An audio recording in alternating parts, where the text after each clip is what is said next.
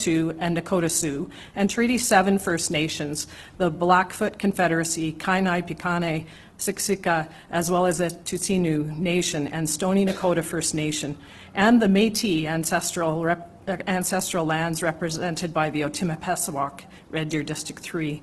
We are fortunate to connect on these lands today and express our gratitude for the many Indigenous people who have marked this land before us. Good morning, bonjour à tous. C'est un honneur d'accueillir notre Premier Ministre à Red Deer. I am here to introduce someone who requires no introduction to our Canadian communities. He originally called Edmonton home until high school, so I think we can omit our classic Red Deer question, which Alberta hockey team do you cheer for? But I have heard you say, go Rebels. So deep down, we know who you cheer for. So thank you. Prime Minister Carney pursued his studies in economics. His career began in finance prior to joining public service. As he states, he supports Canadian values around items like healthcare, security, and a life you can afford. These themes resonate in his personal life, as he and his wife Diane are proud parents to 4 children. His time as Governor of the Bank of Canada during the 2008 financial crisis resulted in being later recruited to lead the Bank of England in 2013. He began serving the United Nations Special Envoy on Climate Change and Finance in 2020 and was named our 24th Prime Minister in March 2025. Seems like a bit longer than that to me, I don't know. We were elected in the same year, interesting. Welcome to Red Deer, Prime Minister Carney, and we are pleased to host you in this master-planned community of Capstone, a thoughtfully designed 91-acre riverfront district that is the jewel of our community to promote central design and densification that connects to the 110 kilometers of trails in our city. 2,000 homes and 5,000 people will call this space home. Prime Minister Carney, we are so grateful to have you here and to welcome you and Premier Smith and our other ministers and MLA here today. And we are well positioned and very willing to work with all levels of government to get positive things done for citizens we all serve. Thank you and welcome to Red Deer. Thanks for coming to pay us a visit. Thank you very much, Cindy, Mayor Jeffries, I should say, and thank you for welcoming Premier Smith, myself, ministers, the MLA, and the media to hear the amazing things that are happening here in Red Deer. I want to start just before, I want to say a big shout out to the women and men who are building this incredible capstone development. This is remarkable craftsmanship. It's on budget, on time. It's allowing couples to move in and move forward with their lives, and it's a testament to what can be done with real purpose and energy. And let me, full credit to the team here and to Greg for leading them. This is my, it's great to be back in Alberta. It's my 10th time in Alberta since that short period of time, which feels like a long period of time since we formed government. And in part, it's because it's always good to be home. But more so, even more so, it reflects how much Premier Smith and I and our governments are doing together, because we have shared ambitions and a shared sense of purpose and urgency to get things done. Now, I'm going to come back to that in a moment. I want to acknowledge, though, as well, the wildfire season that we're facing across Canada. It's another challenging season, and on behalf of everyone here and all Canadians, I want to recognize the heroism of our firefighters, our emergency crews, Canadian Armed Forces when they're called into action. They're all working relentlessly across this country to battle wildfires, keep Canadians safe, including the Albertans who are battling flames here in this province and who are helping their neighbours in British Columbia as we meet today. It's in moments like these Canadians show who we are. And who we are is a people that look after each other because we know that we're stronger together. And it's the same spirit of being stronger together that brought Canada's first ministers together on Prince Edward Island last week. The Premier said I think she regrets it. She's seen more of me than her husband. I'm pleased. But we got together in PEI. You were there for several days. I was there for a couple of days. And together we focused on creating one Canadian economy, building our strength at home, and diversifying our trade partnerships abroad. And with respect to the first, on one Canadian economy, the federal government has implemented legislation that remove all of the federal barriers to internal trade, making it easier for Canadian workers, businesses, and products to move across this country. It's a legitimate question why there are any federal barriers to internal trade in Canada, but they're gone now. During our meeting last week, the premiers made new commitments to double our electricity grid. I'm sure Alberta will lead the way on that. Commitments to have more direct-to-consumer alcohol sales across the country. Alberta already does lead the way on that. And commitments to enable greater labor mobility so Canadians can work where they want. By working together, we're also advancing major infrastructure projects across Canada. In less than a year, more than 25 nation-building initiatives have been submitted to the Major Projects Office, which is job is to fast-track them. That represents $200 billion in investments to help Canada build bigger, move faster, and export more. We're also creating a trading network that's the envy of the world. Canada already enjoys preferential access to 1.5 billion consumers in economies that represent 2/3 of global GDP. We just concluded a new trade agreement with the UAE that was negotiated in a record 47 days. By the end of the year, we intend to double our market access to 3 billion consumers by concluding new agreements with the ASEAN countries, with India, Thailand, and the Philippines. Now, the people of Red Deer know the importance of good trade relationships. I'll give an example in agriculture. Alberta produces almost 1/3 of Canada's canola, this region at the heart of production. And that was top of mind a few months ago in January when we went to Beijing to secure a new deal with China that unlocked $3 billion in export opportunities for Canada's canola farmers. Nous consolidons notre force au pays tout en diversifiant nos partenariats à l'étranger. Nous bâtissons un Canada plus fort que jamais.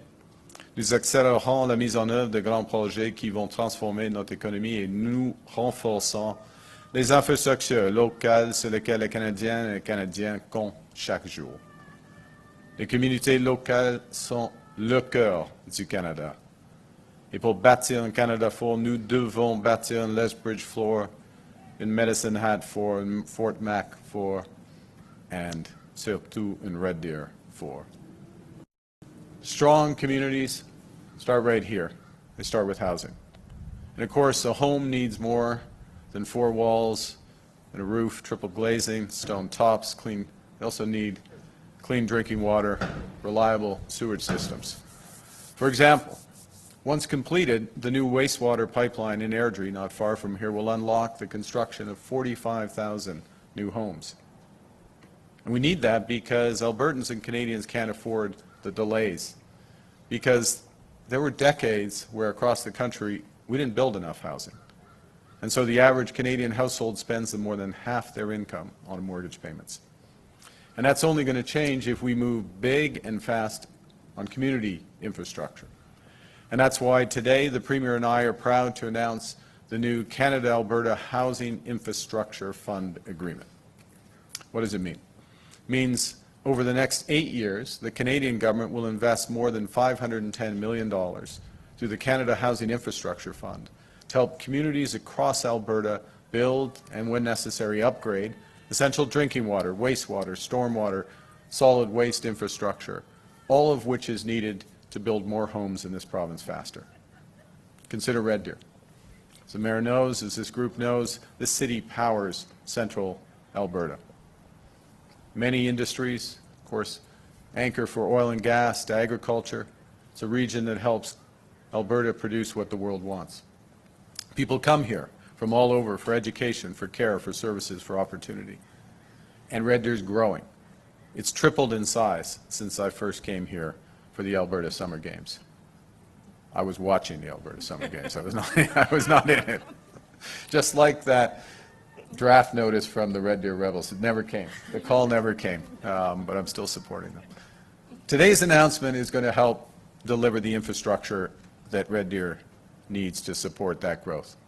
Because on top of that $510 million of federal investment, Alberta will contribute at least a third of the eligible costs for projects led by municipal governments across this province. Now, that's not all. The Premier and I are also working to complete a new Alberta-Canada agreement through Build Canada Homes to scale up affordable home building. And through the Build Community Strong Fund, which is a new fund, we'll build the broader infrastructure that growing communities across Alberta need, so roads, public transit, community centres, hospitals, clinics. Now, we know that it's not just about what we build, it's how we build. Building in solidarity with workers. This agreement alone will support more than 750 skilled trades jobs every year, engineers, plumbers, electricians, pipe fitters, plumbers. We'll build inclusively with First Nations, Inuit, and Métis. Today's agreement will allocate at least $100 million to projects that will benefit rural and Indigenous communities. Nous allons bâtir de manière durable. Dans le cadre de cet accord, l'Alberta va veiller, dans la mesure du possible, à ce que les projets soient réalisés avec des produits et des technologies qui réduisent les émissions de gaz à effet de serre. It's innovative. It's focused on different technological solutions to reduce emissions, not prescribing certain approaches. Nous allons bâtir canadien, avec de l'acier canadien, du bois d'œuvre canadien, des travailleurs canadiens. The federal government is on a mission to help supercharge affordable housing construction across Canada, led by that new agency, Build Canada Homes, which has already committed through 16 partnerships to 15,000 units, with more than 1,900 already under construction, and that's in the first few months of existence.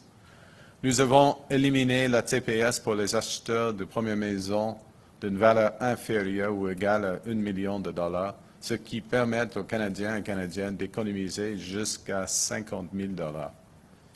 Il reste encore beaucoup à faire, mais les premiers résultats sont encourageants. Au premier trimestre de cette année, l'abordabilité de logements au Canada s'était améliorée pendant plus de 2 ans d'affilée, la plus longue période jamais enregistrée. La part de revenus que les Canadiens consacrent à leur paiement hypothécaire est tombée à son plus bas niveau en près de 4 ans. Et les loyers demandés sont aussi à leur plus bas niveau depuis près de 2 ans. Et leur rapport, le loyer-revenu, est le plus faible en plus de 6 ans. Affordability is improving because we're building. So, overall, some context. We have the right plan across those major projects across affordable housing to build Canada strong. We're on track. But the scale of the transformation is so large that it means some of the biggest payoffs are going to take some time. And that's where we're also focused on giving Canadians a boost today and a bridge to a better tomorrow. That's why we've cut taxes on incomes, on housing, on gas, and on investment. It's why we've introduced the groceries and essential benefit, up to $1,890 per family to help more than 1.3 million Albertans to get ahead. And that's why we will continue with a relentless focus on affordability, whether it's competition in broadband or building affordable electricity. In an increasingly divided and dangerous world, our unity is our greatest strength. Governments are working together in the spirit of cooperative federalism to make this country stronger, fairer, and more prosperous. That's how the Government of Canada is working with the Government of Alberta to advance an oil pipeline to the West Coast. This will unlock new markets and support lasting prosperity in Alberta and beyond. The Associated Pathways Carbon Capture Initiative will make Alberta's oil some of the lowest in carbon intensity in the world, while creating an entirely new industry built once again on Albertan drive and ingenuity, just as Alberta did with the oil sands when I was growing up here. Combined, these projects will catalyze over $200 billion in direct investments, create over 175,000 jobs across this country. That's above and beyond my earlier reference to the major projects at the start. Now, more generally, the Premier and I are working to give investors and builders the greater certainty they need through a new agreement that delivers one project, one review. We rely on Alberta's leadership there. Such cooperation is essential to building out Alberta's electricity grid, its housing supply, its critical infrastructure. In Alberta, across Canada, we're strongest together, united, focused, working towards the same goals, making better lives for all our citizens. That's the approach Canada's new government has taken from the start, working with every province and territory to build our strength at home and to diversify those partnerships abroad. And as a consequence of that, even though we've got a lot more to do, we're in a stronger position today than when the trade war began. We're now creating jobs at twice the rate of the United States. Canada's non-U.S. exports are up sharply. They're on track to double over the next decade. Foreign direct investment in Canada is at its highest level in 2 decades and running at twice the rate of our nearest G7 competitor. Canada now ranks as the most attractive country in the world for infrastructure investment, and we're just getting started. Building Red Deer strong, building Alberta strong, and Canada strong for all. Thank you very much. And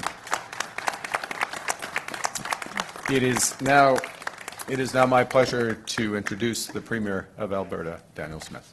Thank you so much, Prime Minister.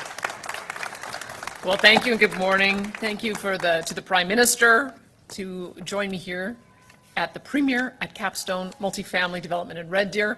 Delighted to also be here at the invitation of Mayor Cindy Jeffries, who I also spent a lot of time with in the last month. This has been the place to be with the air show, where I got to see the Canadian snowbirds for the last time in their old jets, the two-door jets, as well as for Westerner Days, and then also to my colleagues in the legislature, Jason Steffen, the MLA for Red Deer North, Adriana LaGrange, not only the MLA for Red Deer South, but also the Minister of Hospital and Surgical Services, and Minister Nathan Neudorf, who is our Minister of Assisted Living and Social Services, and will be building a lot of the homes and overseeing the affordable housing file, as well as seniors construction, as well as subsidized housing over the next several years. This is the geographic center of the Calgary-Edmonton corridor, one of Canada's most important economic routes. Just a few weeks from completion, the Capstone project will provide homes for 119 families here in the heart of Alberta's third largest city. This forward-looking development is part of Red Deer's efforts to revitalize its downtown and create new opportunities for people to live, work, and raise their families here. And Red Deer, like so many communities across Alberta, has experienced the pressures that come from the kind of rapid population growth that we've seen over the last 5 years, as we've welcomed over 600,000 people to our province. This growth has strained public services and infrastructure all over the province, and it's highlighted an acute need to build more and to build faster to catch up. And Alberta's home builders have done a tremendous job of increasing housing supply to meet that demand. And that's why I'm pleased to join the Prime Minister today as we announce a new partnership that allows Alberta municipalities to access more than $510 million in federal funding over 8 years through the Canada Housing Infrastructure Fund for the water and wastewater infrastructure needed to support new housing and to help communities keep pace with growth. Alberta will contribute a minimum of 1/3 of eligible project costs led by municipal governments, unlocking up to $428 million of provincial funding for qualifying projects. And together with our partners, Alberta is driving $9 billion in housing investments to support 25,000 additional affordable households by 2031. Through our Stronger Foundation strategy, we are on track to support a total of 82,000 low-income households by 2031, which is an increase of more than 40% from 2021. And I'm proud to state that we are already 70% of the way towards this goal. Budget 2026 included a commitment of $2.2 billion over 3 years towards affordable housing and continuing care capital. And this includes a commitment of more than $750 million to the Affordable Housing Partnership Program over the next 3 years. And through our last round of the Affordable Housing Partnership Program, we invested $323 million in 41 projects to support more than 3,600 affordable housing units and over 70 emergency shelter spaces. But Alberta's success is not limited to affordable housing. Alberta is a national leader in market housing.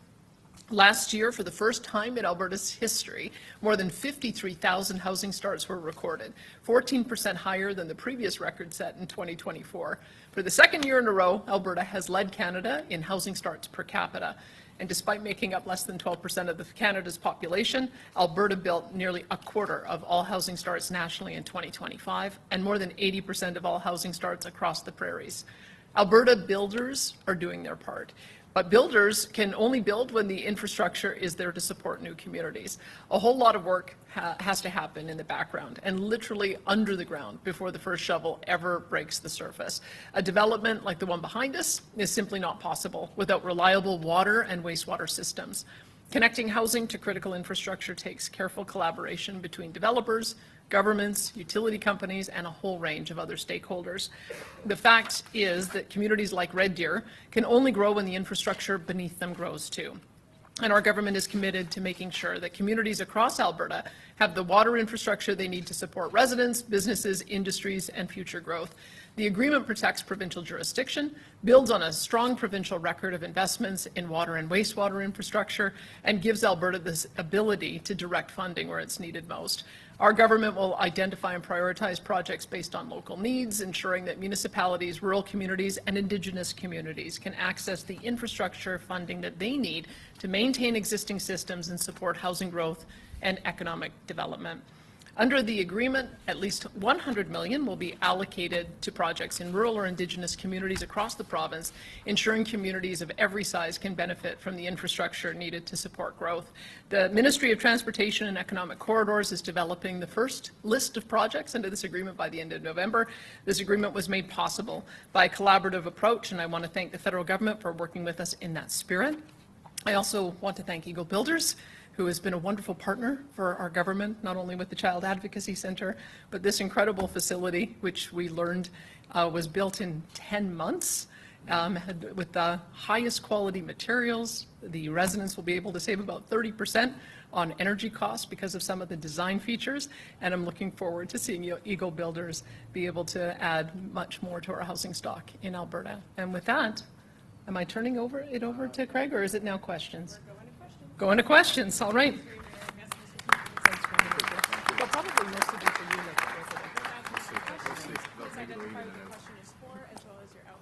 Je vais vous identifier ainsi que pour qui la question s'adresse. Louis-Philippe?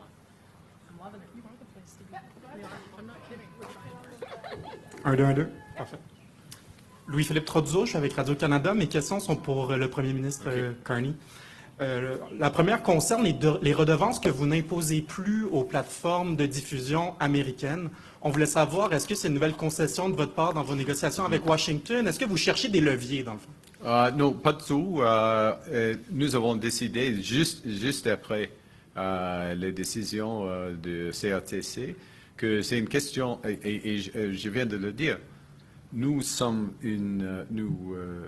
gouvernement fédéral consente sur l'abordabilité sans relâche. Et la forte augmentation des primes pour des streamers, c'est pas acceptable dans la situation, même si on fait de progrès. Alors, on a pris la décision il y a quelques mois, je crois, au commencement de l'été. C'était la décision à ce moment-là. Il y a un processus, il y aura une direction à CRTC du gouvernement pendant les prochaines semaines. Alors, ce n'est pas de nouvelles.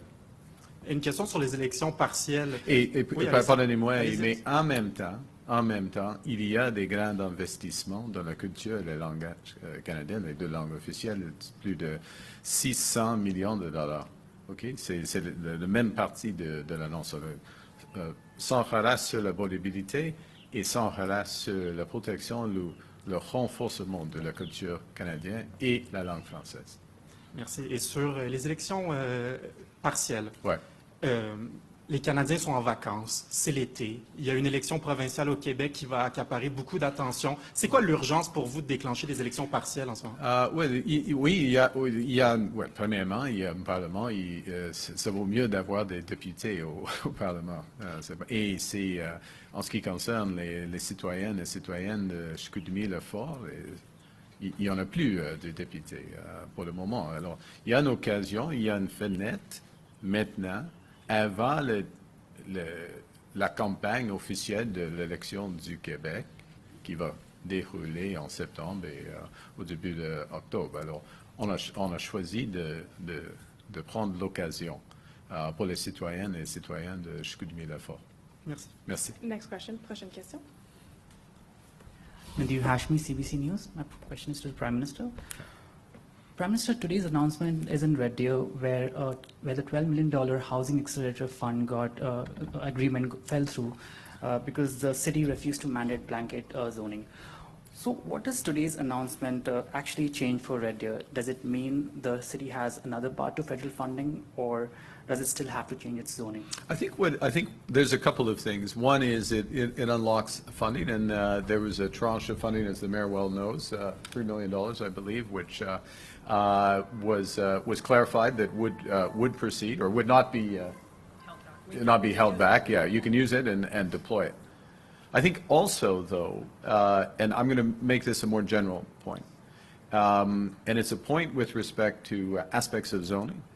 It's a point with respect to materials, as the Premier and I were exchanging, and as we were reviewing some of the building processes here, how to achieve the same objectives with different methods, so not overly prescribing how to achieve. So the technology here embedded in the houses, it's very thermally efficient.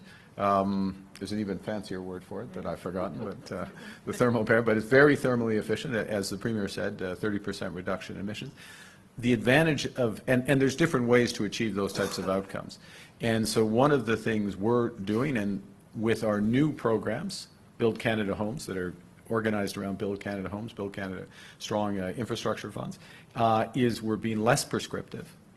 We're being clearer about the objectives. We're recognizing that there will be different solutions in different municipalities and certainly within different provinces across the country, and tailoring agreements, and with a focus which is very much shared by the government of Alberta. I know in other governments, but you see it in action here on getting things done and moving forward and getting things done. So the specific has been addressed. The general lesson is being taken on, both with respect to how to build in zoning, but also materials and how to achieve common outcomes. So just to be clear, does Red Deer still get the $12 million Housing Accelerator Fund, or not? It gets the $3 million, and then we moving quickly to other mechanisms that I'm confident will ensure that considerably more resources will be available to the City of Red Deer, other municipalities in Alberta, to achieve the very real housing objectives that are here. So moving forward, I think I look at it in the round in terms of the overall amounts. The specific issue was addressed. The broader issues and the flow of funding around that are being addressed as part of this announcement, but also other things the Premier and I and our governments are working on. And how is this Canada, Alberta? Sorry. Next question, prochaine question. Yeah. Next question, please. Thank you. It's part of the fairness doctrine here. Hiren Mantakani, Post Media, Calgary Herald. Hi. The disagreement around the Housing Accelerator Fund has led to a lot of friction. now Finance Minister Jason Nixon threatened to forbid Ottawa from having any housing deals with Alberta municipalities after CMHC cancelled its funding for Red Deer under the Housing Accelerator Fund. What is your response? Will Ottawa cave into Alberta's demands to reinstate funding for Red Deer? Well, it's a very similar question to, it's phrased slightly more inflammatory language to the question just asked. We're focused on building affordable housing. We're focused on building and the infrastructure that helps supporting that, as today's announcement is about, that supports that affordable housing. Housing that's cheaper for people to live in, that's reliable, that's part of great communities and all the community services. We have existing programs, we being the federal government, that are running off, and we're working, and we've shown flexibility in order to make sure that as much as possible under the terms of those programs that's working. We have major investments coming on, you see around, and we've taken the lessons and more from previous experiences and how to work together to be effective. There are great housing needs in Alberta. There are great builders in Alberta. And using the latter in order to achieve the former is what we're focused on and working with the province. And I'm just going to underscore again, there are flexibilities that we've shown here in a variety of ways. That's not caving in. That's working towards the same goal. The same thing's going to happen with the City of Calgary, and the same thing's going to happen more broadly with other agreements because, and this, I just really want to hammer this point home. We're working to make the lives of our citizens better, right? Whether it's where they live, the schools they go to, the health care they receive, the opportunities they have in the province and around the world. You figure that out by talking, you figure that out by working together, and you figure it out by acting and just remembering what your ultimate goal is. And I think that we're building that track record. Yeah, please, I'll let the Premier. I'll just, my understanding is there were certain rules under that old agreement, and with the change in Red Deer Council, that had that particular program not qualify.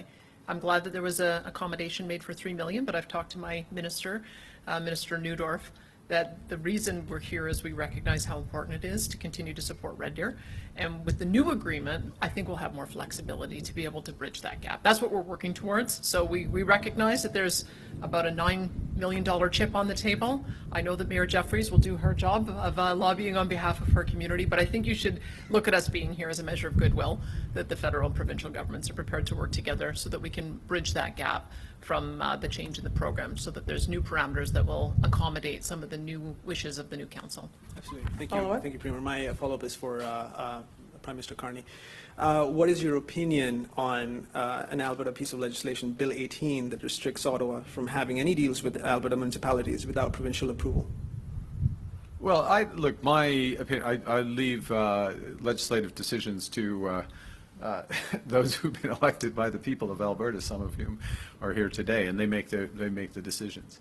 What we're focused on, and I personally am focused on, our Minister of Housing and Infrastructure, Mr. Robertson, are focused on, Mr. Olszewski, representing our Alberta MPs, are focused on, is building affordable housing, building community, helping to build affordable housing, building communities, building opportunity, and working together. And look, the way different provinces and this is a federation. It's not all the same in the way different provinces and territories, their priorities, how they work with the federal government, it varies.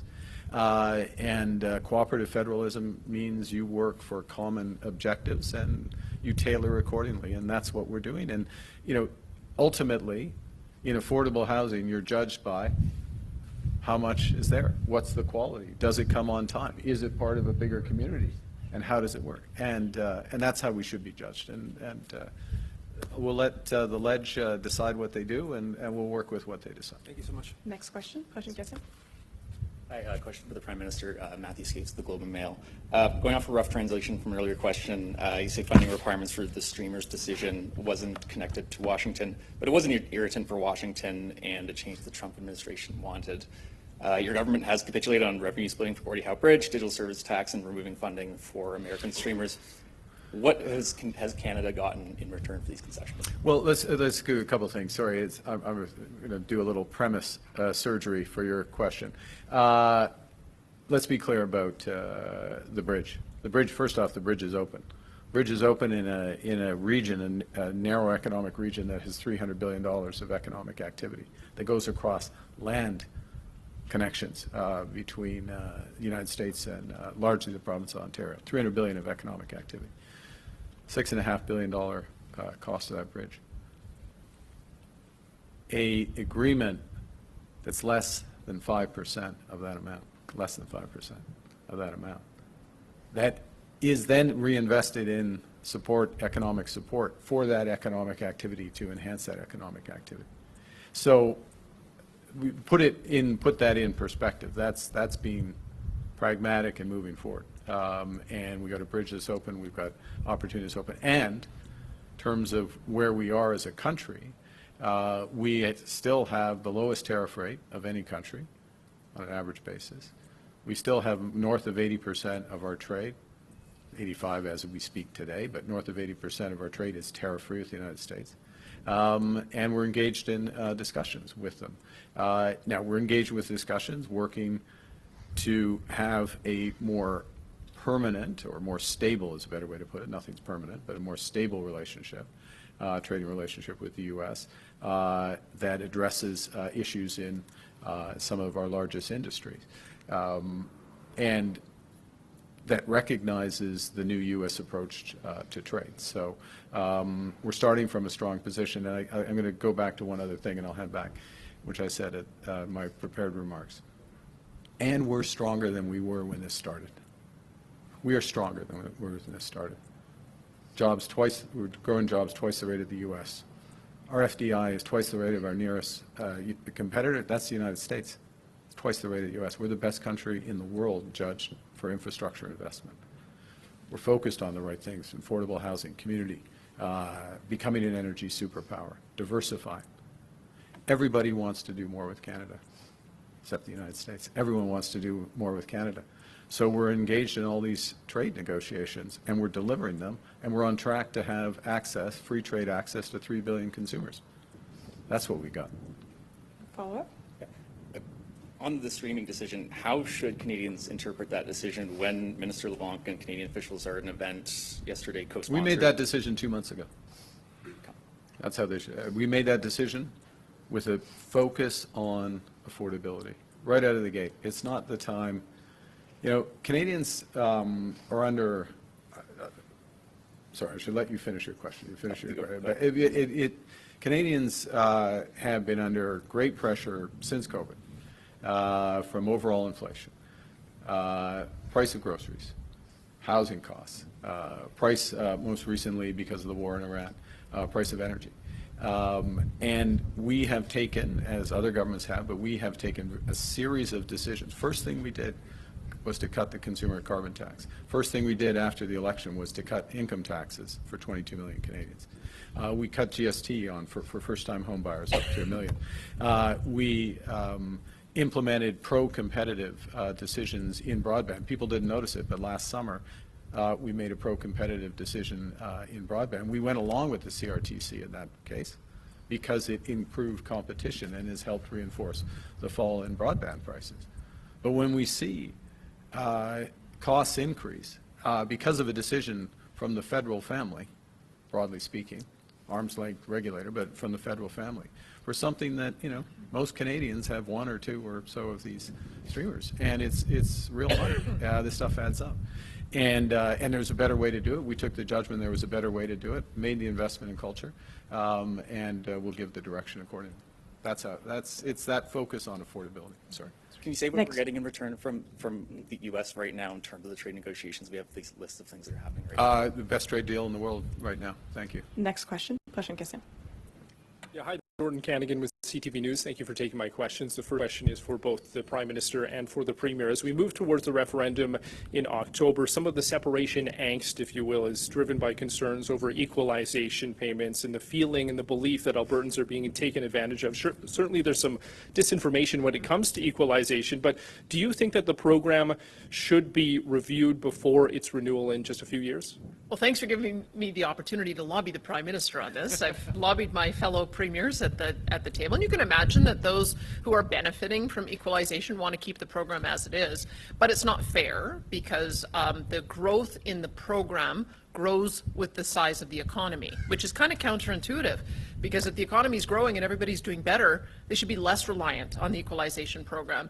In fact, we've calculated that there's overcompensation to the have-not provinces of $7 billion over the last 5 years. So my pitch to my fellow premiers, and now my pitch to the Prime Minister, is let's just get rid of that escalator. Let's equalize to the point of need, and then let's take the excess that's in that fund and distribute it back to the provinces on an equal per capita basis. That'll help us with our funding pressures.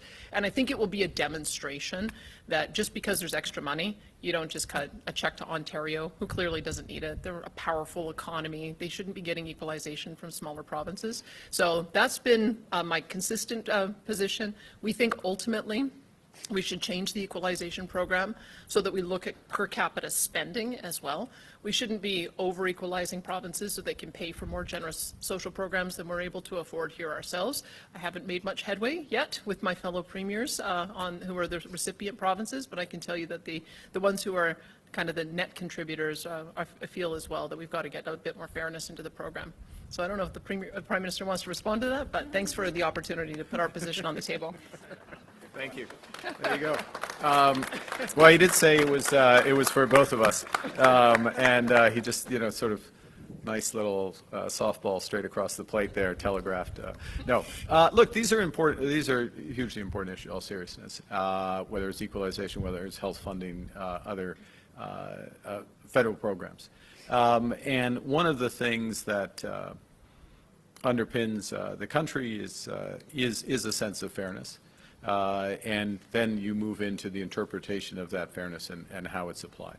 And at the heart of fairness, and this is true within a province, it's true across the country, is that Canadians have access to reasonably comparable services, right? Whether it's health, education, reasonably comparable. Doesn't mean it's exactly the same, but it's reasonably comparable, and that they have reasonably comparable resources in order to do that. Now,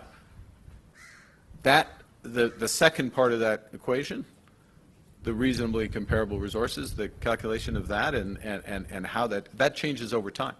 Some provinces do better, others do, things, there are shocks. The trade stuff can be an element of that if it's more persistent. And that's why the program is reviewed on a regular basis. It's not reviewed every year.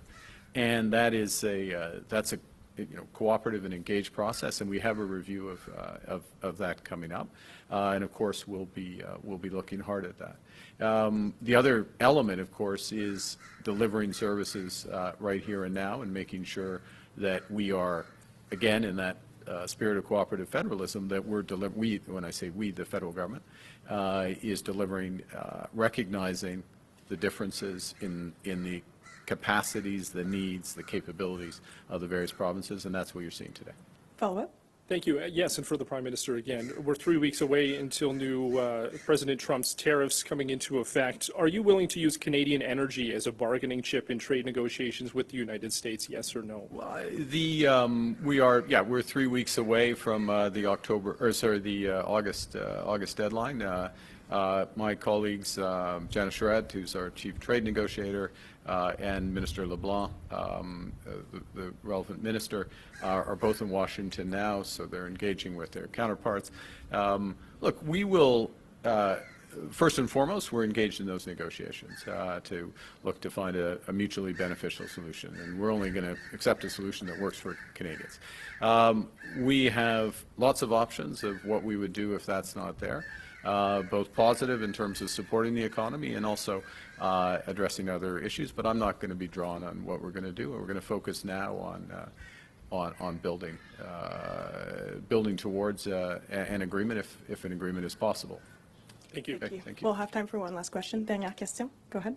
Hi, thank you for taking my question. Will Vassar with the Western Standard. This one's for the Prime Minister, and it kind of builds upon the last part of the previous question. But in Alberta, specifically talking about Alberta oil, to what degree does the risk of really inflaming the independence sentiment here weigh into that decision of whether or not to put Alberta oil on? I think one of the things, let me answer this way. Thank you for following up with it. I wanted to give a broader answer to the way we're looking at the trade negotiations, but you're coming back to this core thing.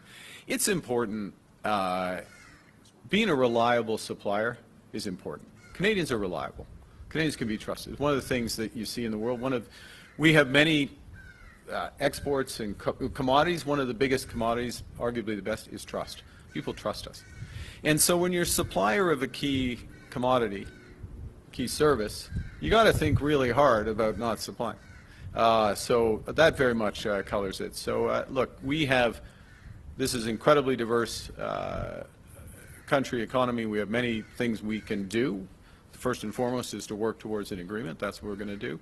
But there's other things we can do if we needed to address the situation was there. And the issue you're raising that was raised previously, it's not. I don't see the value of doing, I mean, I can understand conceptually, but I don't see the value of it.